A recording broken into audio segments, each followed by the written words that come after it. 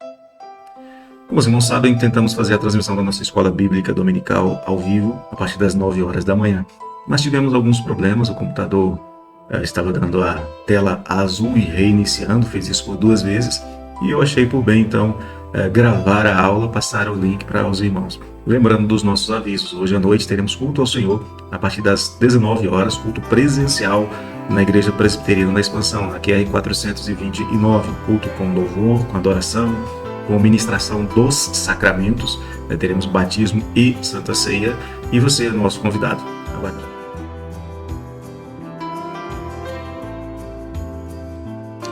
O tema da nossa aula é identidade e missão.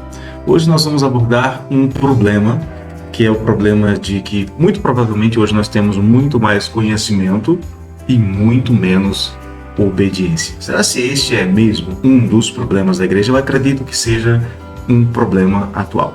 Nós nos perguntamos qual é o problema da igreja de hoje. É falta de conhecimento ou é excesso de informação? Qual é o problema com o qual nós temos que lidar? Se há muito conhecimento, que tipo de conhecimento é este que está acontecendo? Porque nunca foi tão fácil, por exemplo, possuir uma ou mais Bíblias. Elas são baratas e de todos os tamanhos, cabem na bolsa ou então tem letras gigantes para quem tem problema de vista. Então, não é esse o problema. Também é facílimo, extremamente fácil conseguir encontrar dicionários, comentários, livros, sermões escritos em áudio, em vídeo, em todo tipo de mídia possível. E as redes sociais que estão aí acessíveis, né, elas destilam tanta sabedoria que é até impossível acompanhar tanta coisa. Mesmo que você tentasse, você não conseguisse, você passar 24 horas por dia acordado, sem comer, sem beber, sem fazer mais nada, só ligado nas redes sociais, você não conseguiria acompanhar quanta coisa tem sido produzida. Livros têm sido impressos às dezenas. Centenas deles são lançados um após o outro no mercado editorial. E dentre esses, muitos livros bons mesmos. E se você não quiser comprar livros, você ainda tem a internet, você ainda pode adquirir softwares, muitos deles gratuitos, com bíblias, com comentários, com dicionários. Ou seja, o problema não é falta de informação, talvez seja pobreza de conhecimento. Vivemos uma geração cada vez mais ignorante, cada vez mais informada e ao mesmo tempo cada vez mais pobre intelectualmente, cada vez menos conhecedora da palavra de Deus. Isso é um problema grave, mas pior ainda, cada vez menos conhecedora do Deus da palavra. E qual é o problema da igreja então? De que problema é esse que nós estamos falando? Vou dar um exemplo. Um infiel, certa vez, encontrou um cristão e disse: "Por anos você tem passado por mim no caminho de casa ao trabalho. Você acredita que existe um inferno onde os espíritos dos homens são lançados, não é?" E o cristão disse: "Sim, eu creio." "E você acredita que, a não ser que eu creia em Cristo, eu serei enviado para lá?" pergunta o incrédulo. E o crente responde: "Sim, é claro." E o infiel retrucou: "Não. Você não acredita. Eu tenho certeza que você não acredita." E o crente então diz: "Eu acredito, sim." O incrédulo conclui: "Porque se você acreditasse nisso, você então será o pior, o mais desumano dentre os seres humanos, porque você passa por mim dia após dia e nunca me conta, nunca me alerta a respeito destas coisas." O que esta pequena história, o que essa pequena ilustração que foi contada por Charles Haddon Spurgeon ilustra, é que muito conhecimento, muita informação e pouca obediência, pouca prática. E nós sabemos que a palavra do Senhor nos manda proclamarmos as virtudes daquele que nos chamou das trevas para a sua maravilhosa luz. E qual é a solução para este problema? Eu acredito que há uma solução eterna e disponível. Não é informação apenas, porque o nosso problema não é só falta de informação. Eu acredito que o grande problema seja falta de disposição para considerar como imperativo para você mesmo aquilo que o Senhor diz em sua palavra. Como, por exemplo, o que ele diz a Josué. Josué não deveria deixar de meditar e fazer o que estava no livro da lei, em tempo algum. Josué capítulo 1, verso 8, eu creio que você já conhece este texto, afirma que nós precisamos ter disposição para a obediência. Deus diz a Josué: não cesses de falar deste livro da lei. Antes, ou seja, em primeiro lugar, como prioridade da sua vida, medita nele dia e noite, para que tenhas cuidado de fazer segundo tudo quanto nele está escrito. Então farás prosperar o teu caminho e serás bem-sucedido. Note que é dito para Josué: medita, ou seja, conheça, se informe, mas também faça, ou seja, obedeça. E falta disposição interior de coração. A palavra coração na Bíblia, muitas vezes, é lebav, ela se refere ao âmago do ser humano, aquilo que ele é, que ele pensa, que ele sente, que ele deseja, que ele decide. E o texto bíblico fala que havia um homem com essa disposição no coração, chamado Esdras, um escriba como muitos outros, mas que se destaca porque ele tomou uma decisão, está no capítulo 7, verso 10. Esdras tinha disposto o coração, o seu ser, para buscar a lei do Senhor e para a cumprir e para ensinar em Israel os seus estatutos e os seus juízos. Deixe-me ilustrar isso aqui com uma pequena história, uma pequena indiscrição. Não foi possível fugir a ela. Na fila do supermercado, há alguns anos, eu ouvi duas senhoras conversando sobre criação de filhos. Na verdade, sobre criação de filhas. A primeira dizia que não conseguia mais que a sua filha, uma pré-adolescente, a obedecesse. Essa criança saía de casa a hora que queria, voltava quando bem entendia sem dar satisfações. E a segunda então lhe deu uma receita, disse: olha, esta geração não obedece mais. Essa geração não sabe o que é obedecer, então não adianta ficar mandando, não adianta ficar dando ordens. E ela então falou o jeito que tinha encontrado para que sua filha fizesse o que ela queria, na expressão dela, desobedecesse menos. Era simples, ela dizia à sua filha que: filhinha, você não quer que a mamãe fique triste com você. Com a ausência de autoridade, o jeito foi apelar para chantagem emocional. Uma geração que não está disposta a obedecer, a mãe aproveitou e apelou emocionalmente. E é para essa geração, uma geração de filhos desajustados, sem a menor noção do que é autoridade, que nós temos que apresentar os imperativos da palavra de Deus. É para uma geração que gosta de desobedecer, para uma geração que não gosta de obedecer. Aliás, é assim o coração humano. Lá em Salmo 14, verso 3, diz que todos se extraviaram, todos juntamente se corromperam, não há quem faça o bem, não há nenhum sequer. Para essa geração que nós temos que trazer o imperativo da palavra de Deus. É gente assim que forma a igreja. Mas é gente assim que precisa ser reformada pela igreja. E por isso nós precisamos deixar bem claro que o que a igreja precisa não é de mais informação, de outra coisa. É de disposição para a obediência do coração. E é isso que nós queremos que aconteça com a igreja do Senhor, com a verdadeira igreja do Senhor. O nosso objetivo é chamar a igreja para a prática da obediência, porque o problema não é falta de informação. Existem prioridades que a igreja deve observar, e uma delas é ter no seu coração disposição para a obediência. A igreja tem que ter como prioridade obedecer e buscar o reino de Deus. Buscar a justiça de Deus mediante Cristo e entregar os resultados dessa busca ao Senhor em absoluta dependência. Eu acredito que a partir daí surgirá como fruto da atuação do Espírito de Deus na vida da igreja uma disposição para a correta obediência.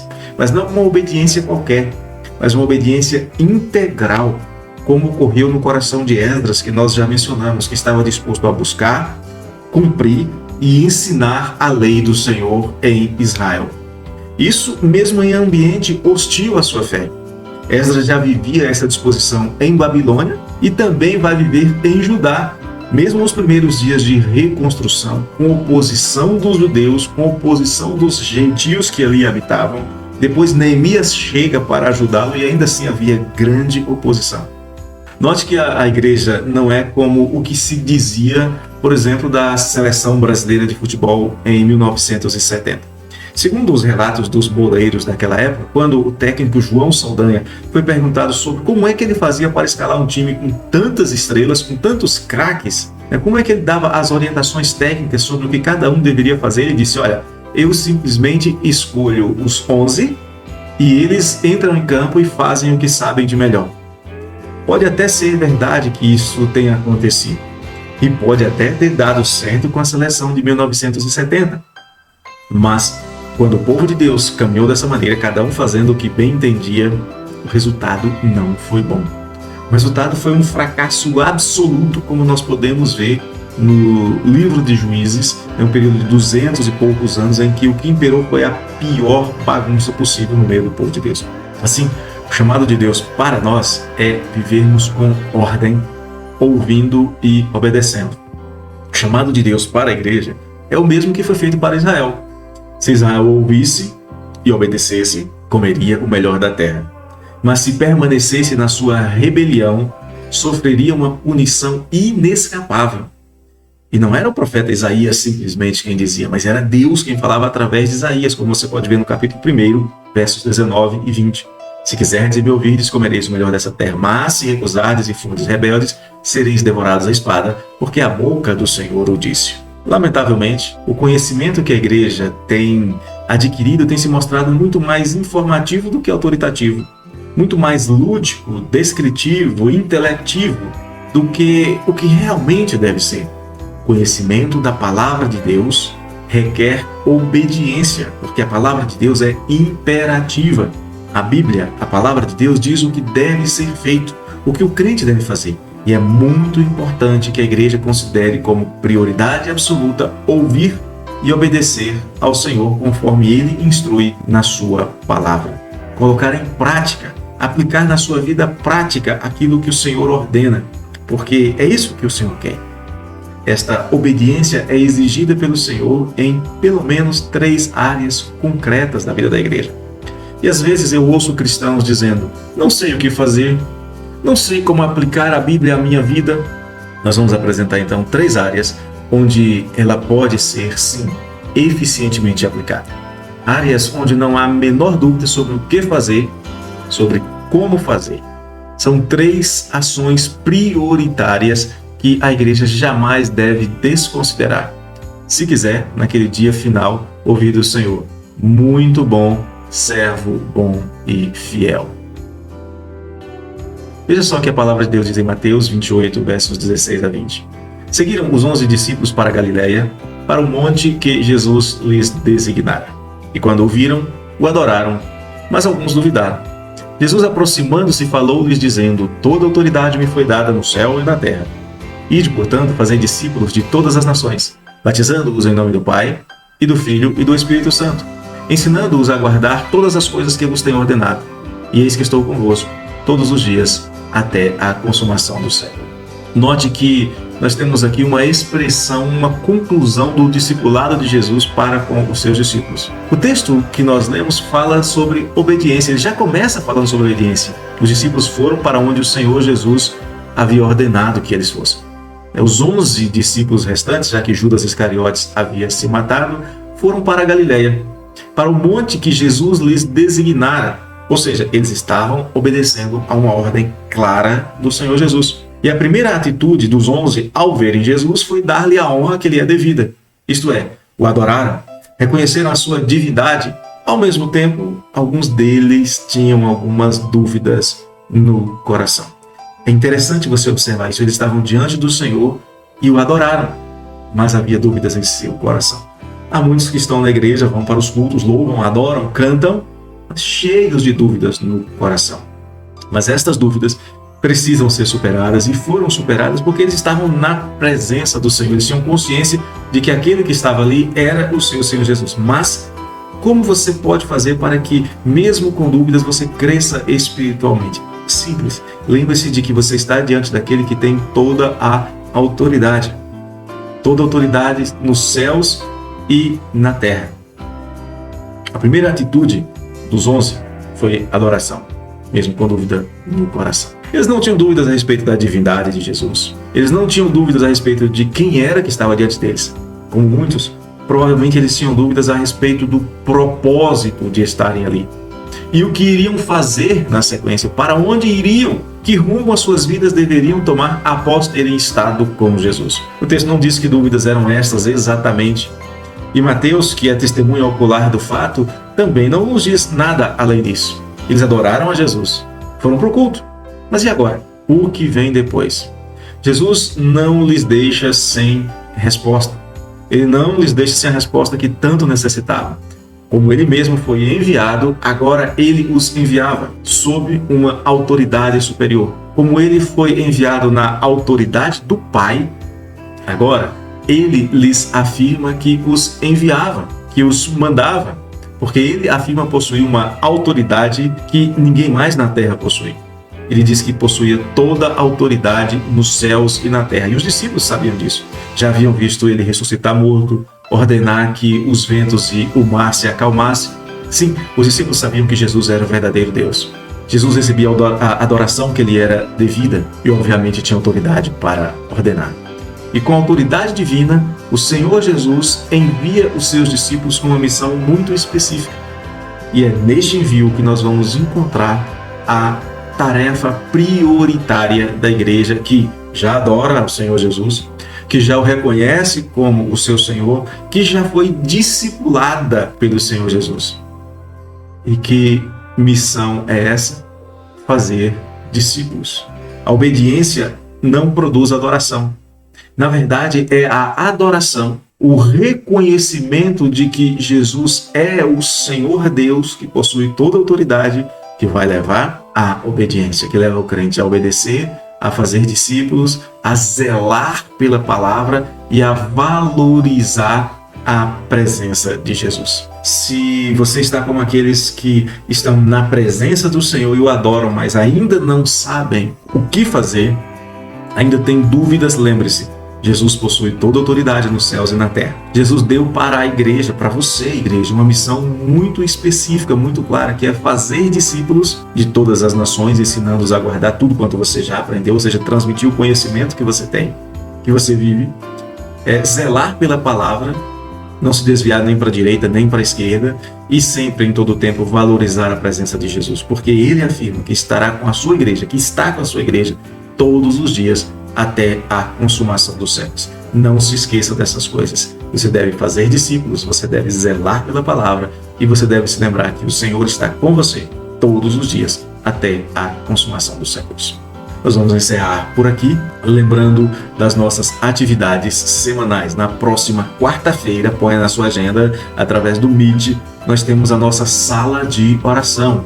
Vamos abrir uma sala de oração no Meet para, a partir das 19 horas, estarmos juntos orando uns pelos outros. E também na quarta-feira, agora pelo YouTube, teremos um estudo bíblico às 20 horas. Então, se agende, próxima quarta, 19 horas, sala de oração. Se você puder chegar às 19, 19h15, 19h20, 19h30, a hora que você puder, entre para nós orarmos juntos. E às 20 horas, o estudo bíblico, para que nós possamos aprender mais, conhecer mais, mas não apenas isso, aprender para colocar em prática. Um abraço, até lá, do coração do pastor.